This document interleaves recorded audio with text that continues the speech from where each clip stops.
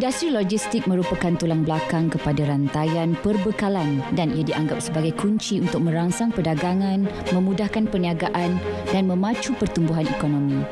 Selain itu, ia juga memainkan peranan yang paling penting bagi pergerakan barang import dan ekspor. Secara kebiasaannya, bidang ini banyak dikuasai oleh golongan lelaki. Namun dengan kewujudan Merong Freight Sdn Bhd yang diusahakan oleh Nur Azlina Najmuddin, berjaya membuktikan bidang ini mampu ditangani dengan kuasa wanita. Actually tak ada pernah terfikir nak bisnes pun. Saya masih bekerja masa tu. Kita dah bekerja almost 16 years kan masa tu. Daripada start bank and then pergi ke MNC, engineering company, dan last kali company yang saya habis bekerja adalah dengan syarikat logistik. Dan pada masa tu saya rasa saya dah penat lah, tak nak dah kerja. So memang nak rehat. Nur Azlina Najmuddin merupakan pengarah urusan berkelayakan dari The Chartered Institute of Marketing di United Kingdom dan mempunyai pengalaman lebih 20 tahun dalam pelbagai bidang, antaranya perbankan, kejuruteraan elektrik, logistik dan juga peruncitan. Beliau juga berpengetahuan dalam bidang NLP, Neuro Linguistic Programming. Saya ni datang dari family yang 5 orang adik-beradik dan saya anak yang pertama. Of course, menjadi anak yang pertama ni kita kena bagi adik-adik belajar lebih tinggi kan, sebab adik-adik lebih penting kan. Jadi struggle dalam hidup saya banyak belajar sambil bekerja. First kali selepas je SPM, sebenarnya saya terus bekerja dengan Banhili Bank. Pada waktu itu umur saya baru 19. Saya bekerja masa tu frontliner, teller. Dari sinilah sebenarnya pembelajaran sebenar. Saya belajar sambil bekerja. Dan sehinggalah hari ini saya tak pernah berhenti belajar.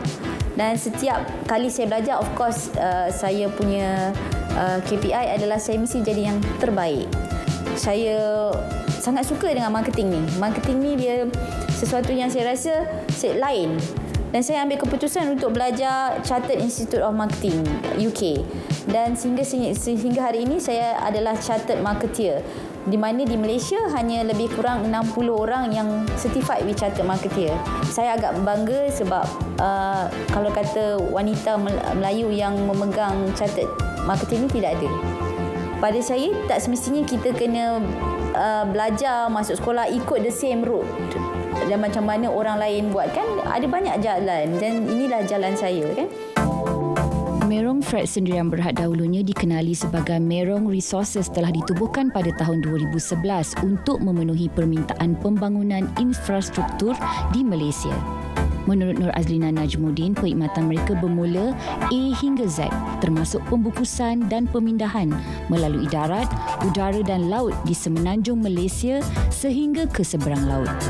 Merong Freight yang saya terajui sekarang ni bermula dengan customer yang saya serve sebelum saya berhenti. Dia keep on asking for free consultation. Kita ni bila kawan-kawan kan, customer kawan-kawan duk tanya-tanya, kita pun bagilah free consultation. Bagi lama-lama dia cakap, why don't you buka business lah, and we give business to you. Pada masa tu tak ada modal pun. Boleh saya katakan bisnes yang saya mulakan ni adalah bermodalkan network. Kawan-kawan bantu dari segi introduction daripada customer kepada customer yang lain, dan macam itulah kita bisnes sehinggalah hari ini. Bukan sahaja tertumpu dalam negara, perkhidmatan Merong Freight melibatkan aktiviti ekspor dan import, sama ada melibatkan bak kargo, land trucking, warehousing sehingga servis pintu ke pintu. Daripada barangan seberat 1 kilogram sehingga sebesar kapal terbang, syarikat itu berusaha untuk memenuhi sebarang permintaannya ke lokasi yang telah ditetapkan. Jadi saya tertarik dengan nak memahami apa sebenarnya logistik ni, because logistik ni dia adalah satu supply chain. Dia adalah satu supply chain yang menyambungkan antara satu bisnes ke satu bisnes yang lain. Dan saya rasa macam, masa saya bermula dengan bekerja dulu dengan logistik ni, saya tidak ada pengalaman, tapi saya belajar dari situ dan saya rasa dengan logistik lah saya boleh travel Dengan logistik lah saya kenal ramai lebih orang. Dengan logistik lah saya kenal lebih banyak bisnes. Itu yang menarik perhatian saya dan meneruskan bisnes sampai sehari ini.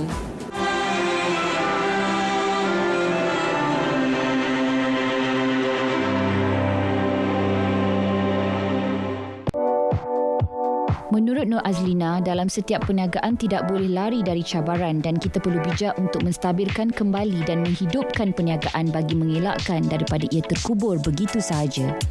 Cabaran logistik ni sangat-sangat hebatlah. Kita ni kalau customer nak, dia boleh macam ni lah. Customer ni selalu kata apa? I want my cargo yesterday.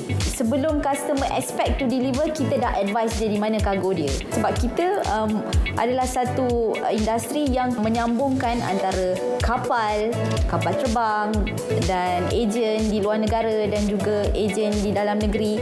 Banyak parti yang akan involve untuk satu shipment. Jadi dia sangat bertekan dari segi masa. Cabaran pada saya adalah masa.